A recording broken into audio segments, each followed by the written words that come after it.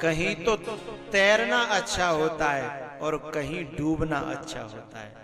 हर जगह डूबना भी अच्छा नहीं होता और हर जगह तैरना भी अच्छा नहीं होता। कहीं डूबना भी जरूरी है।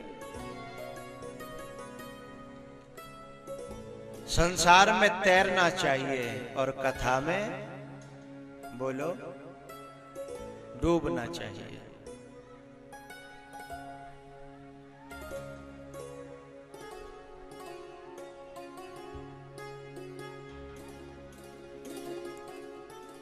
एक बार राम जी ने पूछा हनुमान जी से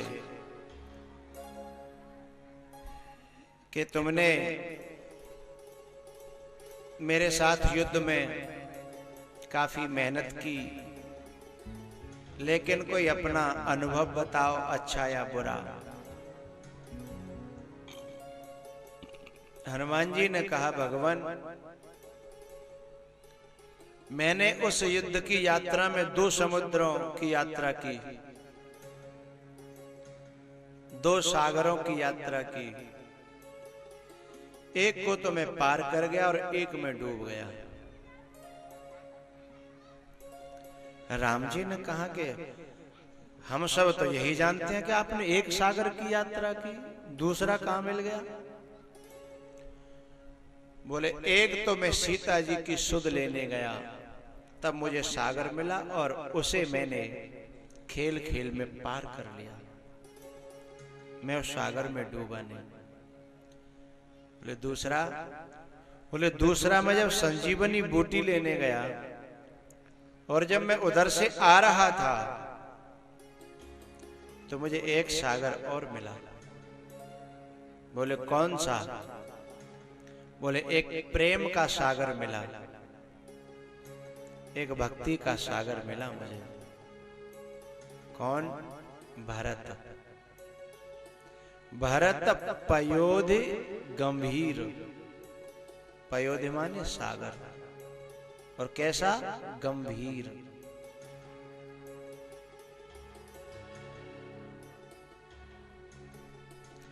उस सागर को पार करके जब मैं ऊपर से गुजर रहा था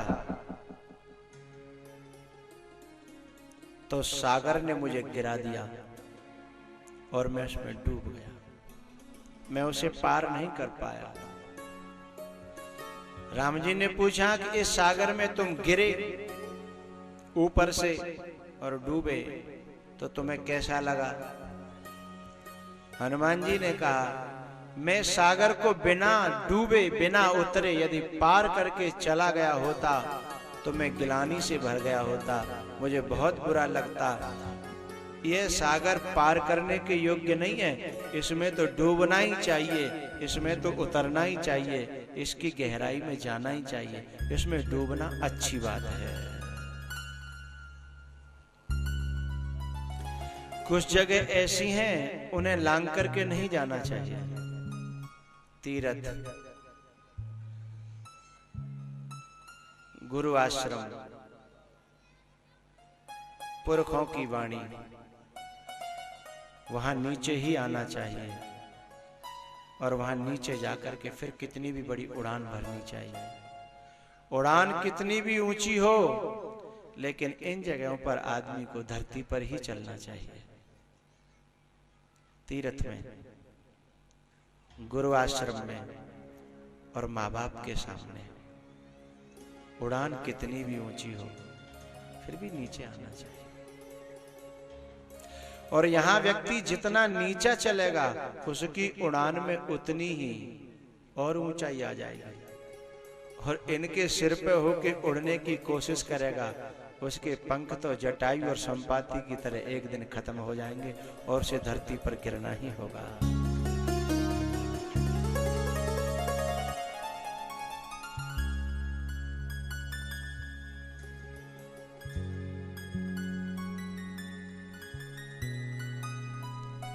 बोल रामचंद्र भगवान की, हनुमान जी महाराज की।